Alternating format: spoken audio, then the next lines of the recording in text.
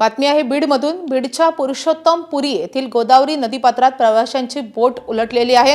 मर्यादेपेक्षा जास्त प्रवासी घेऊन ही बोट जात असल्याने बोट उलटल्याची प्रवाशांची माहिती आहे। काठावरच बोट उलटल्यामुळे सर्व भाविक थोडक्यात बचावले। वेळीच परिसरातील नागरिकांनी बचाव कार्य राबवत लोकांना गोदावरी नदीतून बाहेर काढल्याने मोठा अनर्थ टळलाय। मात्र या सर्व प्रकरणात 4 ते 5 जण गंभीर असून त्यांना उपचारासाठी दवाखान्यात हलवण्यात आले आहे। याआधीच गोदावरी नदीत पोहायला गेलेल्या युवकाचा बुडून मृत्यू झाला होता।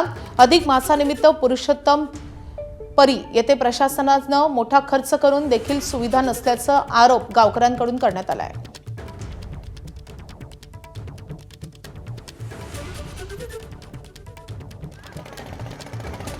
आज काम होईल पडली.